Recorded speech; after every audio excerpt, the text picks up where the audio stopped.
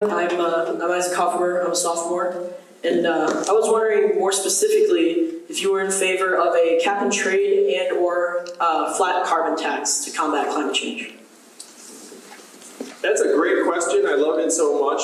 When I was talking about how you have this negative externality of emissions and it's not priced into the cost of your doing business, that's exactly what I was talking about. We need to put a price on carbon emissions and have that money go towards moving us in the right direction. So I'm for cap and trade. I would set an initial price of $40 a ton and then have it elevate over time to help companies have incentives to clean up their operations. The Republicans have historically liked this because it's a market-based mechanism to reduce emissions and increase the investment in sustainable forms of energy. So yeah, I love it, man. Carbon fee and dividend, let's do it.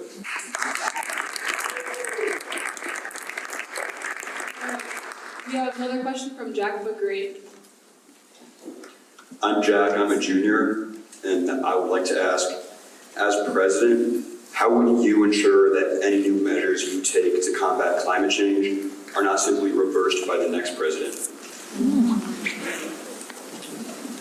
This is very ambitious, but I'm the only presidential candidate that has proposed a constitutional amendment to make safeguarding the environment.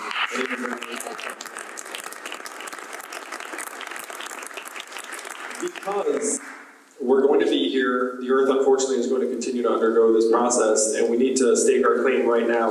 I want to say to the young people here, which is most of you I think, and your parents, so thank you all for being here, we have left you an awful mess, and I apologize on behalf of adults everywhere. Climate change is perhaps the most egregious example, but there are many other examples of the mess that we have left you. And it's immoral. You deserve better. You know, the worst thing is that in some ways I think we blame young people themselves. We said it's somehow your fault, which is utterly ridiculous. Like, how the heck could you have caused any of this? You just got here. Yeah. So, one thing I proposed that is actually controversial, but the data supports it, we should lower the voting age to 16 in this country. So here's the app. For some of these notes are like, what? All right. Number one, 16-year-olds can pay taxes, so they should have some say in where it goes. Number two, studies have shown the earlier you vote the first time, the more likely you are to become a voter throughout your life. So if you vote at 16 or 17, you're more likely to vote. Number three, it would turn every high school into a hotbed of political activity because all of a sudden all the juniors and seniors could vote. Yeah. So those are some big advantages, I believe. But there's also a moral argument that they're going to be here longer than we are. So they should probably have a say in what the heck is happening. Now, what's the counter-argument?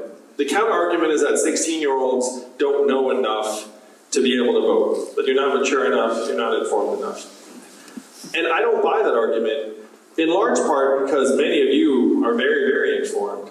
But also, it's not like we're giving voters a pop quiz when they show up to the polls right now. We have a lot of low information voters out there.